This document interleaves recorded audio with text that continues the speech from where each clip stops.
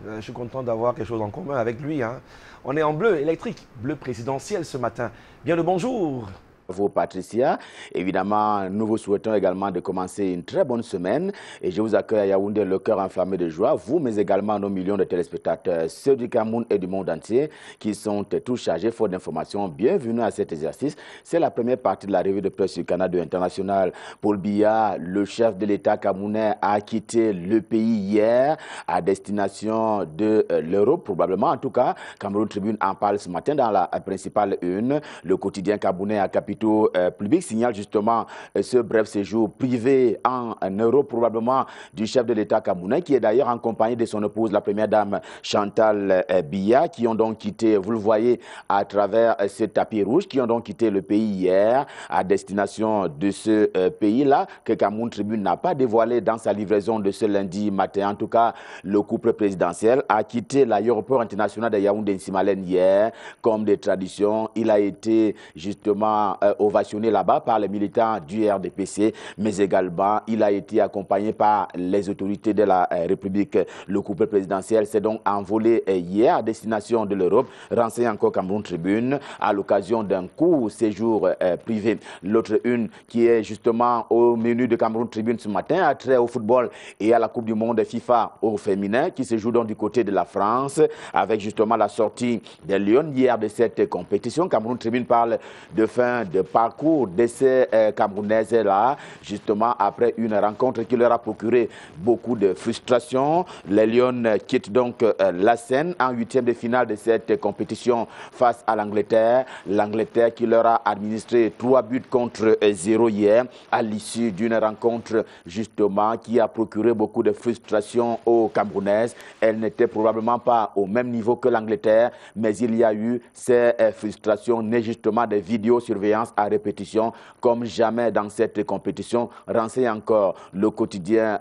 Cameroun Tribune, édition de ce jour. Retour d'ailleurs sur le voyage présidentiel avec le quotidien bleu, c'est le jour du jour. Le journal d'Aman Mana, à propos de ce voyage présidentiel, il semble dire qu'après une période d'hibernation, le chef de l'État camerounais a renoué avec ses voyages à l'étranger, ce qui fait dire justement que cette façon de renouer avec les voyages à l'étranger n'est pas pour dire que le chef de l'État n'a pas voulu se déplacer par le passé, probablement à cause de l'agenda présidentiel, probablement aussi à cause de ces menaces en provenance de la diaspora camerounaise à l'étranger, dont on sait qu'elle avait envoyé des signaux forts disant qu'attendre le chef de l'État camerounais pour remettre ça. On s'en souvient encore quelques années auparavant avec ces œufs pourris qui avaient été lancés sur le président camerounais du côté de la France. Il y a donc ces enjeux à propos du voyage présidentiel, signale justement le quotidien de Le Jour du Jour. Reparlons football et sport en particulier pour parler cette fois-là des Lions indomptables au masculin. L'on sait qu'ils vont rentrer dans la compétition, la CAN, demain mardi. On reparle donc de cette compétition qui a cours depuis quelques jours du côté de l'Égypte. Les Camerounais rentrent en scène demain. Le quotidien Mutation, c'est le journal de Georges Alain Boyomo, reparle justement de cette façon de partir des Camerounais à cette compétition. Un départ qui a été marqué par un certain nombre de revendications. Alors la question ce matin est celle de savoir, s'est-il agi d'un effort de guerre ou de grève qui a été revendiqué par Choupo-Moting et ses coéquipiers avant même de prendre la route de ce pays-là, l'Égypte, au regard justement de l'analyse qui est proposée ce matin par le journal Mutation. Eh bien, il aurait fallu éviter une telle revendication en tenant compte naturellement de ce que le pays traverse en l'état actuel des choses, une espèce de tension de trésorerie, tant la trésorerie justement et les finances publiques sont sollicitées sur plusieurs fronts. Il y a la question de la sécurité, notamment dans le nord-ouest et le sud-ouest camerounais. Il y a l'extrême nord, il y a aussi la région du soleil levant, l'est Cameroun, autant de fronts qui interpellent justement la sécurité et dans les finances publiques. Et pour le journal Mutation, il aurait fallu que les Lions fassent un peu preuve de patriotisme en partant participer justement à cette compétition avec peu de revendications et d'exigences au plan financier. Le quotidien Mutation qui propose également des vivres en noir, vous le voyez en fond noir. Et c'est la deuxième une du journal ce matin à propos de cet accident sur l'axe Bafoussam-Douala qui a encore fait un drame. On parle, lui le journal parle justement de 22 morts à l'issue de ce bisou mortel entre un camion et un bus de transport en commun. Le drame s'est donc produit et cela a laissé sur le carreau 22 Camerounais. Prenons un autre repère, cette fois-là avec l'hebdomadaire repère de fait Richard Touna Ombe, également en kiosque ce lundi. C'est au sujet de la crise dite anglophone. Eh bien, le journal estime que l'heure du dialogue a depuis sonné. Il s'est fait quelque peu tard. Si l'on s'en tient au journal en kiosque ce jour, il est urgent de ne plus attendre pour justement aller à la rencontre de ce dialogue inclusif qui est appelé par toutes les parties, aussi bien à l'interne qu'à l'international, pour justement en arriver à ce que les Camerounais se parlent au sujet de la crise anglophone, au sujet justement de cette crise sociopolitique que le Cameroun traverse en ces deux régions, le nord-ouest et le sud-ouest camerounais. Et cela va bientôt atteindre 3 ans. Comprenons là justement une espèce d'explication qui est proposée par le journal à propos de cette posture justement du SDF et même du MRC, les deux formations politiques qui estiment que en l'état actuel des choses, au regard du contexte, il n'est pas du tout possible d'organiser les élections, qu'elles soient législatives ou municipales, encore moins régionales. Cela emporte donc l'urgence d'un dialogue à effectuer en l'état actuel des choses. Mais attention, prévient pour sa part le journal L'Avenir, il estime qu'un dialogue inclusif tenu en l'état actuel des choses pourrait donc valoir un départ du président camerounais à la tête de l'État, car il estime que ouvrir un débat ce matin serait également synonyme d'ouvrir une boîte à Pandore qui, elle, contient tous les maux du système et du régime Biya. C'est la raison pour laquelle ce dialogue pourrait donc traîner, car il emporte l'ouverture d'autres dossiers, les grands dossiers de la République. Retour sur vendredi dernier dont on sait qu'il a été marqué au Cameroun par la commémoration des soldats tombés au front. Il s'est agi d'un deuil national qui avait été institué par le président de la République et qui a été suivi et respecté à la lettre par la communauté nationale et même internationale à travers les représentations diplomatiques du Cameroun à l'étranger. Vendredi dernier, il s'est donc agi d'un deuil national. C'était le deuil. L'orphelin martel justement l'hommage rendu aux 17 soldats qui ont été tués à Darak dans la région de l'extrême nord Cameroun, mais aussi il a été salué la mémoire des autres soldats, des autres hommes en tenue camerounais qui sont eux aussi morts sur le front. Une édition spéciale du journal L'Épervier, le journal de Léopold Kouvius-Ndjo, lui envoie d'ailleurs le pas dans ce sens que sur le terrain, eh bien, le ministre délégué à la présidence de la République, Joseph Betty Assomo, en charge précisément de la défense, est allé inspecter sur le terrain les travaux du génie militaire qui a à bonne presse, résolument justement tourné vers la construction des infrastructures. C'est le cas justement dans les deux régions de l'extrême nord, mais également celle de l'Adamawa. L'Adamawa étant la région château d'eau du Cameroun, on l'appelle ainsi affectueusement. Eh bien, le ministre camerounais en charge de la défense a donc effectué une descente sur le terrain,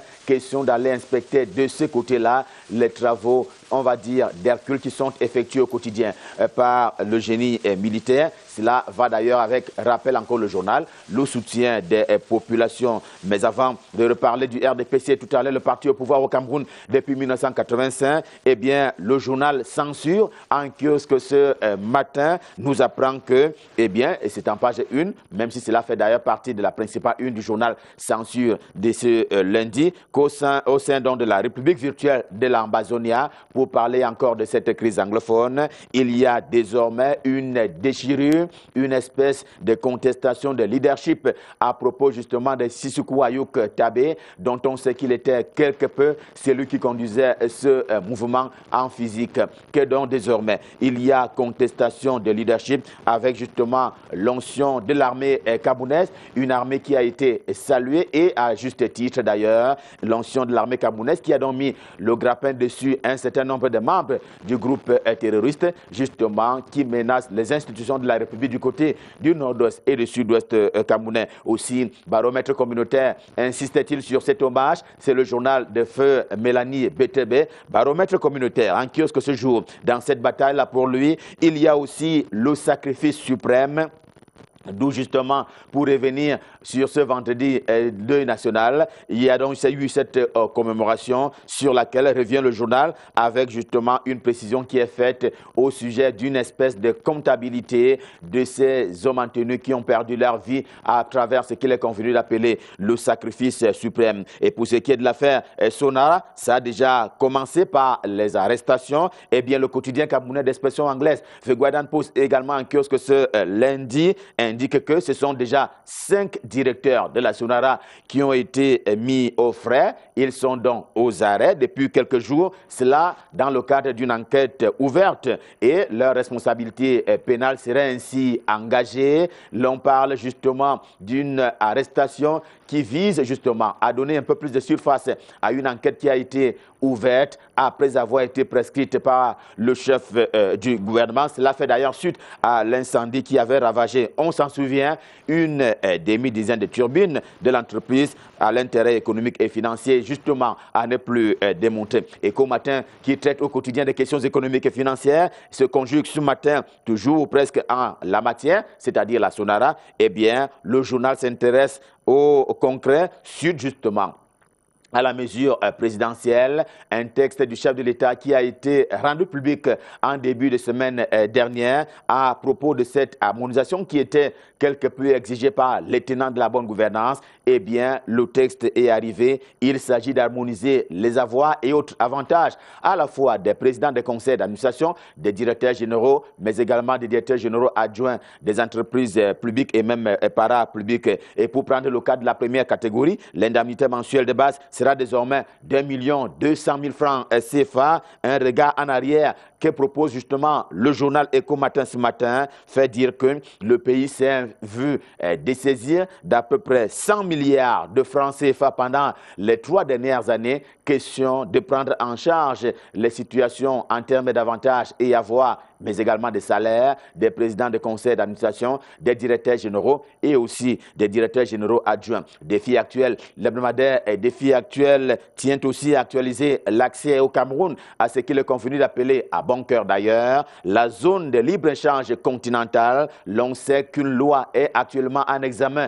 du côté de l'Assemblée nationale, la chambre basse du Parlement camerounais. Dans ce sens, aussi, Augustin Wambo présente-t-il ce matin déjà les avantages liés justement à l'accès à cette ouverture continentale en termes d'opportunités qui sont donc inhérentes à la dite zone de libre-échange continentale. De l'économie encore, avec cette affaire qui court justement depuis 3 ans, une affaire qui dure au Cameroun depuis 3 ans maintenant, et celle-ci oppose justement Express Union à 2 multinationales opérant dans le même secteur. Le quotidien L'Épervier est en kiosque ce matin dans sa version traditionnelle. Le journal est clair là-dessus. Les dites multinationales refusent impunément de se plier aux décisions de l'administration publique camerounaise au sujet de la considération du coût d'accès au portail USSD étoile 050 Jazz des services mobiles de transfert d'argent. Cela est justement repris par le financier d'Afrique,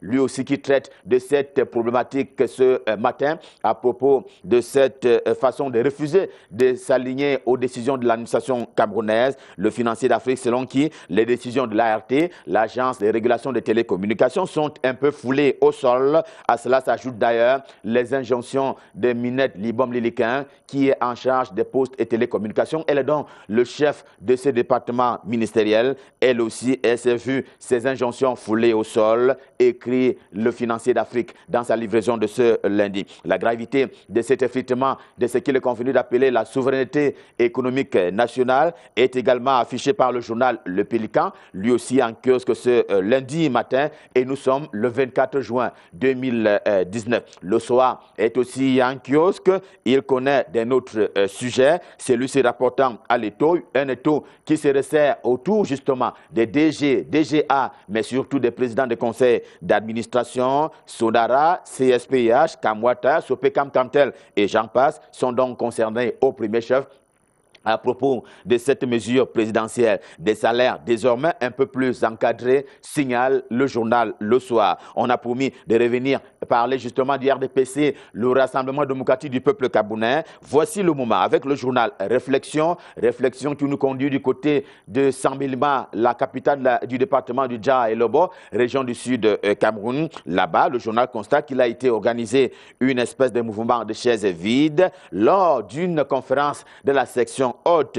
André Siane ayant donc passé le mot d'ordre en termes justement de boycott. C'est ce que dit le journal ce matin, qui qualifie justement cela de boycott du RDPC, un boycott sans merci. Et au pied de une de ce journal, on célèbre la tradition Amebenganzomo, chefferie de 3e degré de cette localité, toujours dans le département du Dja et Lobo. Le journal annonce l'arrivée de Charles Bertin à Fanabida en termes justement de succession. Et puis, un anniversaire, ça se fait toujours. Clin d'œil justement ce matin au journal La Voix du Centre qui en est à sa 100e édition.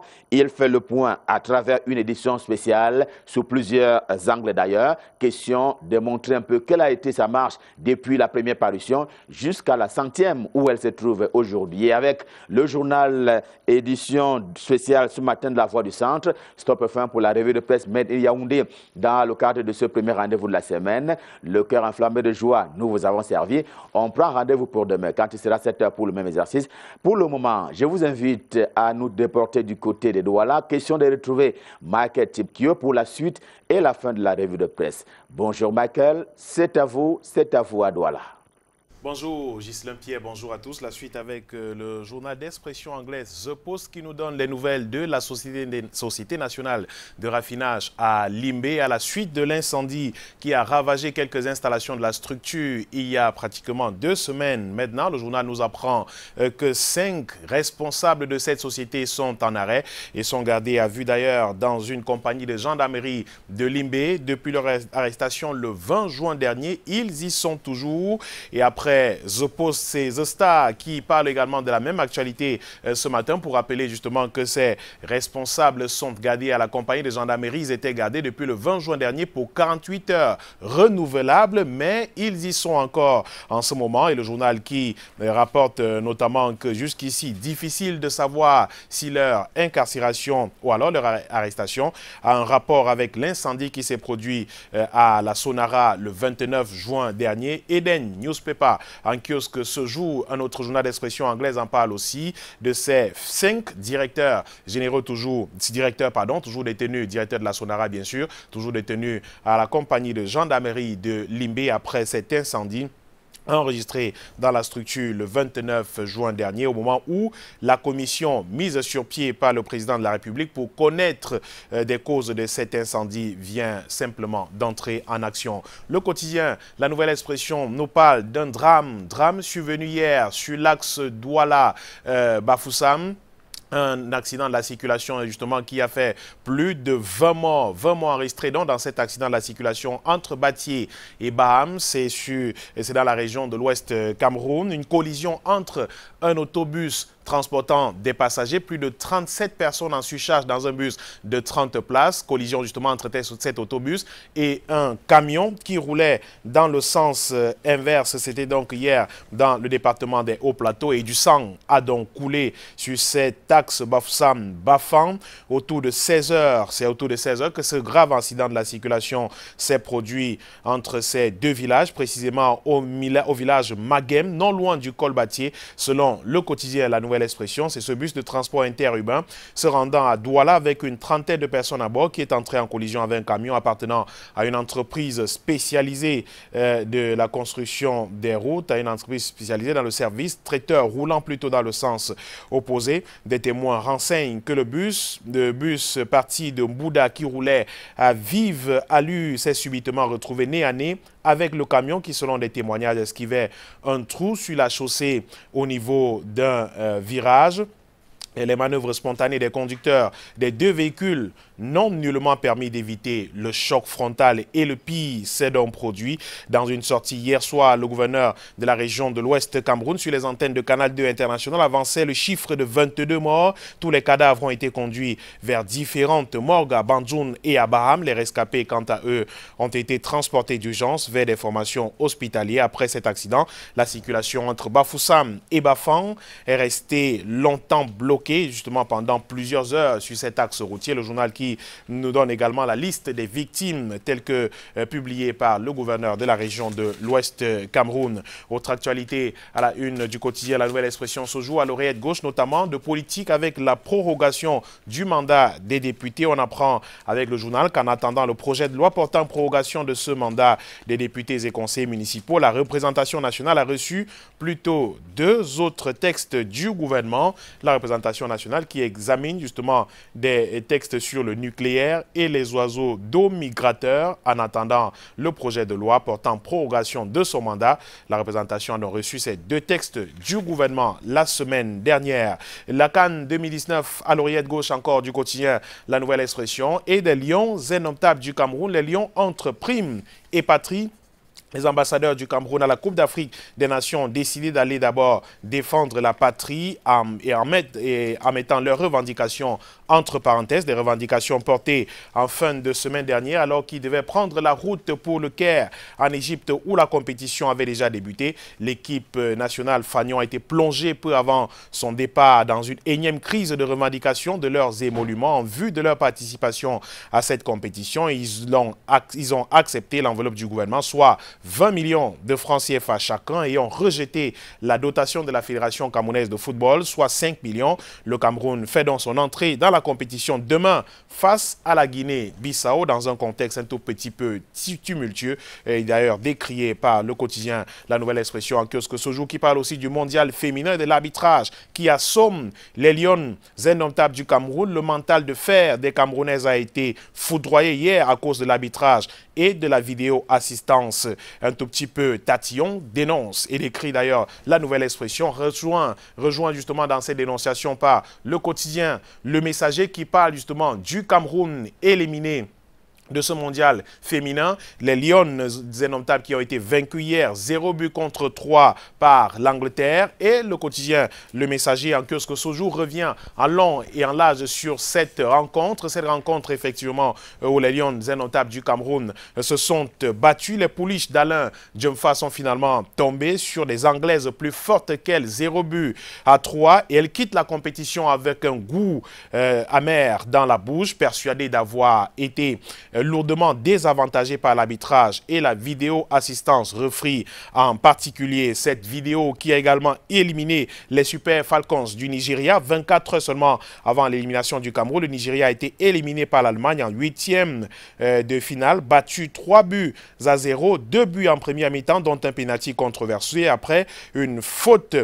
d'une Nigériane dans la surface de réparation. Et la vidéo assistance referee en question dans le quotidien Le Messager de ce jour, une vidéo assistante referee qui ne s'appliquerait qu'aux Africains dans cette compétition, écrit le journal en kiosque ce jour, qui nous apprend également que le président de la République a repris la route de l'Europe. Le chef de l'État renoue donc avec ses habitudes de court séjour privé. Le président de la République qui a donc quitté Yaoundé hier soir pour l'Europe après près de 9 mois passés au Cameroun après l'élection présidentielle d'octobre 2018. C'est donc à lire dans le journal Le Messager de ce jour, qui parle aussi de ce drame survenu sur l'axe Baham-Batié, un bilan de plus de 20 morts enregistré hier suite à cette collision entre un camion et le bus de transport interurbain. Et Le Messager qui va un peu plus loin dans l'analyse en faisant justement écho de ces nombreux accidents de circulation enregistrés sur nos routes chaque année, plus de 1000 morts dû à ces transporteurs clandestins et le gouvernement l'année dernière dressait un état des lieux alarmant du transport routier clandestin au cours des 8 dernières années au Cameroun. Selon le gouvernement, le Cameroun a enregistré plus de 22 314 accidents matériels et corporels intervenus sur les routes pour un total de plus de 8 000 morts, soit une moyenne d'environ 1 000 morts par an, dont nombre sont des victimes des voitures appelées clando ou des OPEP. Ce sont des véhicules sans plaque d'immatriculation pour la plupart.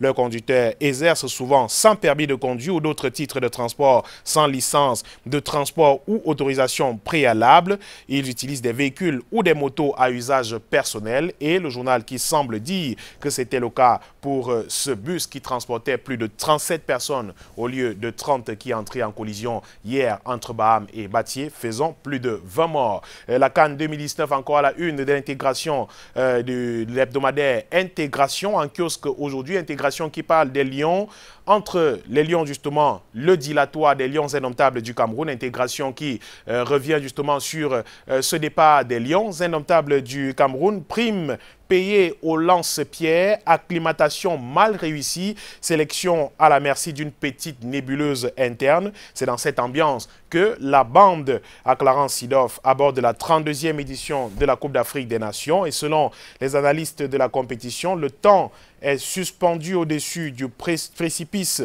des inquiétudes justement pour ces lions indomptables du Cameroun qui ont finalement quitté le Cameroun dans une ambiance un tout petit peu tendu, surprenant vainqueur de la dernière édition de la Coupe d'Afrique des Nations en 2017, bien sûr. Les Lions indomptables débarquent sur les bords du Nil avec quelques certitudes et plusieurs interrogations. Peuvent-ils réalistement prétendre à une 6e couronne continentale? S'interroge l'hebdomadaire Intégration en kiosque ce jour qui donne la parole à quelques analystes qui décryptent l'équipe nationale du Cameroun qui s'est donc rendue en Égypte pour cette compétition. Le journal reparle de l'hommage aux soldats tués à Darak avec le deuil national décidé par le président de la République. Et Intégration nous apprend que la présidence de la République elle-même a sapé le deuil national décidé par le chef de l'État, conjurer l'insouciance et l'indifférence nationale. C'est le titre de l'éditorial de Thierry Ndong. On a dans le journal Intégration de ce jour qui revient sur le 21 juin qui était jour de deuil national au Cameroun en hommage à la quinzaine de soldats tombés sous les balles ennemies de Boko Haram. Une semaine auparavant, l'observation du deuil national décrétée par le président de la République et non moins chef des armées, donne à constater plusieurs curiosités. Le journal nous apprend que la présidence de la République, clé de voûte des institutions, n'a pas mis en berne le drapeau du Cameroun placé sur le toit du palais de l'unité au quartier Etoudi à Yaoundé. Simple oubli ou indifférence à l'hommage aux soldats tombés au champ d'honneur à Darak, s'interroge Intégration pour constater justement que les populations dans la grande majorité ont fait comme la présidence de la République dans les grandes métropoles comme dans les localités secondaires du pays. La vie était à son train quotidien habituel de ce vendredi 21 juin 2019. Comme si de rien n'était, les Camerounais n'ont pas changé leurs habitudes de début de week-end dans l'insouciance nationale, écrit Thierry Ndong. L'insouciance nationale, justement, le vendredi camerounais est resté égal à lui-même, précisément en matière de lucre et de fête. Toutes les industries du plaisir ont ouvert leurs portes et ont fonctionné à plein régime, comme si rien n'était, dénonce l'hebdomadaire Intégration en kiosque aujourd'hui. L'œil du Sahel est également paru ce jour et parle justement encore de cet hommage aux soldats tués à Darak, hommage à ces victimes de Boko Haram tombées à Darak, justement 17 au total, et nous fait justement la chronique de cette cérémonie irrelative qui a eu lieu au quartier général à la base aérienne 101 vendredi dernier à Yaoundé. Le journal qui constate justement que le drapeau était bel et bien en berne au quartier général où le ministre de la Défense et bien d'autres membres du gouvernement ont rendu hommage à ces soldats tués dans cette embuscade de la secte terroriste Boko Haram à Darak dans l'extrême nord du Cameroun. Et la grande une du journal L'œil du Sahel ce jour nous parle d'une confusion d'épreuves au brevet d'études du premier cycle à l'extrême nord du Cameroun. C'est un fait qui fait jaser, c'est une information qui fait jaser à Marois depuis quelques jours et pourtant elle était passée presque inaperçue jusqu'ici. Même certains enseignants surveillant à la session du brevet d'études du premier cycle dans le sous-centre de Doualaré n'étaient pas au courant de cette affaire et depuis que la bévue a fuité. C'est toute la ville et même toute la région de l'extrême nord qui est au courant de cette affaire et veut comprendre ce qui s'est exactement passé le jeudi 6 juin au sous-centre de Douala-Ré. D'après le journal L'Œil du Sahel, les candidats qui attendaient l'épreuve de physique, chimie et technologie ont reçu l'épreuve de mathématiques à la place. L'épreuve a été distribuée dans une salle de classe et les candidats ont commencé à la traiter, mais 15 minutes après seulement que les responsables, chefs de mission et même proviseurs se sont rendus compte de l'erreur. Ils sont revenus dans la salle de classe, récupérer les épreuves de mathématiques, sauf que dans la panique, et au lieu de fouiller tous les candidats pour se rassurer qu'ils ont tous restitué les épreuves, les responsables ne l'ont pas fait et certains candidats ont eu le temps de dissimuler ces épreuves de mathématiques. Quelques minutes justement après le retrait de l'épreuve de maths, l'épreuve de physique, chimie et technologie qui devait effectivement passer a été distribuée aux candidats. Seulement quelques heures après l'épreuve de mathématiques et son corrigé se sont retrouvés dans les réseaux sociaux et le samedi d'après, l'épreuve est effectivement passée et on parle donc de tricherie dans ce lycée de Douala-Ré où de nombreux élèves possédaient déjà l'épreuve et le corrigé justement de l'épreuve de mathématiques à l'examen du brevet d'études de premier cycle. Le journal parle du lycée de Douala-Ré à l'extrême nord du Cameroun. Kalara est également que ce que se joue et nous amène au tribunal et nous parle d'assouplissement. Pierre-Désiré Ngo, qui profite de la mort de Jean Fouman Akam, placé sous surveillance judiciaire depuis 5 ans pour un détournement présumé de 25 milliards de francs CFA. L'ancien directeur général de la Caisse nationale de prévoyance sociale pourrait être libre de ses mouvements dès cette semaine. Le parquet a enfin requis plutôt la levée de la mesure. Les raisons d'un revirement judiciaire spectaculaire à lire dans l'hebdomadaire du monde juridico-judiciaire Kalara en kiosque ce jour, qui à son pied de une nous parle de visa obligatoire de la chancellerie, le tribunal spécial qui s'affranchit d'une instruction de Laurent Esso. La juridiction d'exception a décidé de ne plus se plier à une circulaire illégale, jugée illégale du ministre d'État, longtemps décriée par les avocats. Les détails à lire en page 4 du journal Kalara en kiosque aujourd'hui. On termine cette revue de presse nationale avec l'effort camerounais qui nous parle du grand séminaire Paul VI, le grand séminaire Paul VI, avec 20 nouveaux diacres ordonnés le samedi 15 juin dernier à la cathédrale de Douala pour le compte des diocèses de Douala, Bafoussam, Konsamba, Edea, Bafan et Boya. Ils sont donc 20 nouveaux diacres. Et le journal qui reparle de la journée de l'enfant africain et la célébration qui s'est tenue le 16 juin dernier dans plusieurs pays du monde, parmi lesquels le Cameroun. C'est la commémoration du massacre des jeunes innocents en 1976 par l'ancien régime de l'apartheid en Afrique du Sud, l'effort camerounais qui nous fait la chronique de la célébration de cette journée de l'enfant africain dans sa publication de ce lundi. Merci beaucoup, Michael Tipu. Avec vous, l'actualité se poursuit au-delà de nos frontières. C'est tout en images, c'est donc la page étrangère. Oui, la page étrangère qui débute avec la Mauritanie. La Mauritanie, effectivement, avec le site d'information de RFI, Radio France Internationale, qui nous parle du président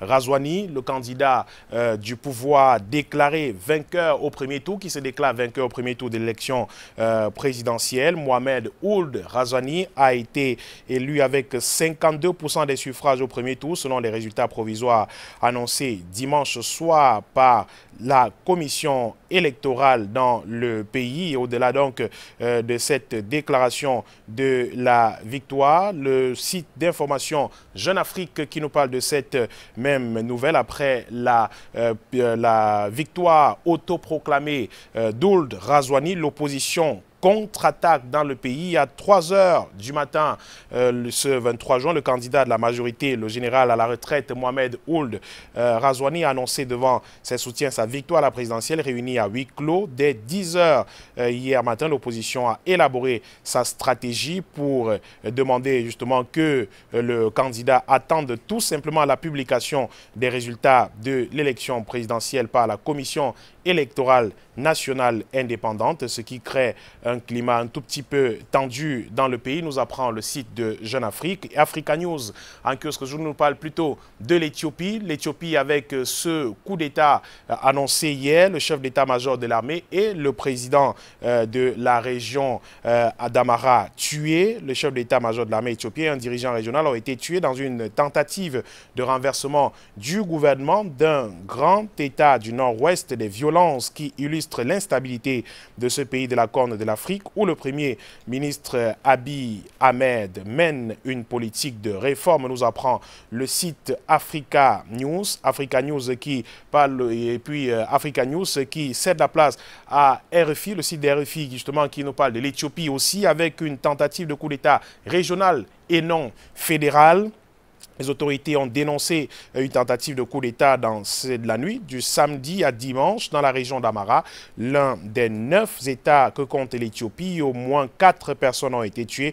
Parmi les victimes figure le chef d'état-major assassiné à Addis Abeba et le président de la région d'Amara. Le Bénin également à la une de l'actualité internationale ce jour. Le Bénin avec Africa News qui annonce une fin d'une assignation à résidence de Thomas Boni Yahi. La police a quitté samedi matin le quartier de l'ancien président béninois. On parle d'Africa News avec le Bénin effectivement, ainsi que les alentours de son domicile après quasiment 2 mois d'encerclement du domicile de l'ancien président béninois. Jeune Afrique qui nous reparle également de la Côte d'Ivoire et nous donne des nouvelles de Laurent Gbagbo, l'ancien président de Côte d'Ivoire. En semi-liberté, Laurent Gbagbo prépare son retour à Abidjan depuis Bruxelles. L'ancien président ivoirien a repris les rênes du FPI et rêve du jour où il pourra enfin rentrer au pays sans rancœur mais avec un vrai désir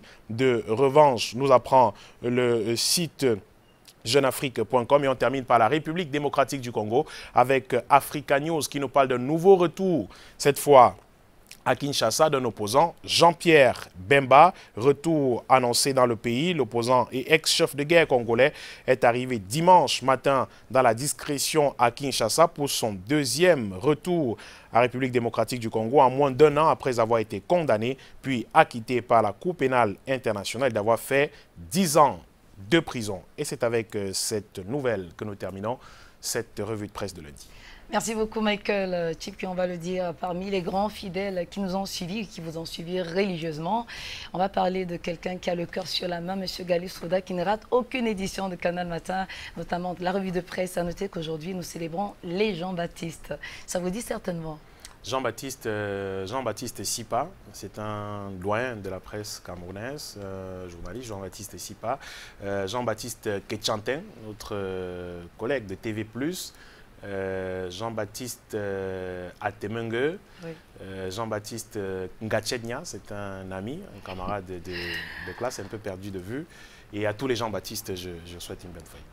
Et parmi ceux-là, hein, on pensera aussi à Biaye, qui est un confrère. Alors, ce matin, c'est assez particulier. C'est clair que l'accident contraste avec une autre situation délicate, j'allais même dire douloureuse, vécue par les supporters des Lions Indomptables. Et la fin donc de ce parcours en Coupe du Monde, nous aurons forcément à revenir sur la défaite, même si en vrai, il paraît que la VAR a fait son boulot. Et nous, on dira bravo quand même à nos Lions Indomptables qui ont déjà réussi à aller en 8e de finale malgré ce que ça a coûté. Et puis les Lions, c'est demain déjà, les Lions prennent le relais et on espère qu'ils vont nous faire sourire davantage. Hein. C'est le premier match, c'est la Guinée-Bissau, donc abordable. Oui, mais effectivement, on attend que les Lions fassent le sursaut demain. Qu'ils vengent, que les Lions vengent les Lions, pourquoi pas. On attend ça demain naturellement avec cette première sortie. On sait qu'ils nous ont habitués aux victoires. Hein. Champion d'Afrique en titre, ce n'est pas peu pour entrer dans une telle compétition. Je crois que la Guinée-Bissau, vous l'avez dit, est imprenable. Ouais. Bien que ce soit une compétition internationale, il ne faut pas vendre la peau de loup avant de l'avoir tué. On espère tout simplement que nos lions vengeront nos lions demain et on sera bien sûr devant nos écrans. On croise les doigts, en tout cas, c'est relatif au thème du regard sur l'actu qu'abordera Patrick Christian Dobor en ce 24 juin 2019. Un goût d'inachevé. C'est pour revenir à cette défaite des Lions indomptables, mais on va y aller en musique, vous le savez. Ma chanson du cœur aujourd'hui qui met aux prises de géants de la musique camerounaise, Dio Masso, Tonton Débat, c'est le titre, et bien sûr Guy Lobé, Malinga. Tonton Débat, oui, bébé jaloux, Malinga, Mongoma, Sibé. Ah ben là, ne me dis pas que... Faites le choix. C'est ma chanson du cœur et dans 10 minutes, les téléspectateurs sur la toile vont pouvoir réagir. Mais c'est le tout premier à se prononcer sur la question de ma chanson du cœur. Et le plus important, c'est de nous dire le plus beau souvenir que la chanson choisie vous procure. Écoutez, je vais choisir Tonton Débat. Dio Masso. Dio Masso, bien Il sûr. faut dire que les deux sont déjà de l'autre côté. Hein. Absolument. Et Absolument. malgré tout, on a l'impression qu'ils vivent avec nous. Ouais, c'est un hommage pour eux ce matin. Je fais le choix de Dio Masso, comme je vous l'ai dit tout à l'heure, pour son rythme, hein, pour le rythme de danse qui est très particulier. C'est une danse que j'adule particulièrement, que j'ai eu l'occasion d'esquisser en des occasions que vous connaissez très bien. Et j'en connais qui donneraient tout l'or du monde pour vous voir danser. Il s'agit certainement des internautes que nous invitons d'ailleurs à aller sur la page Facebook Canal Matin et valider cette chanson qui vous ravive tant de souvenirs qu'on aimerait bien partager avec vous. En ce début de semaine, on va rappeler évidemment qu'on aura pas mal d'invités. Doug Z qui a chanté ses 3 en 1 ou 2 en 1.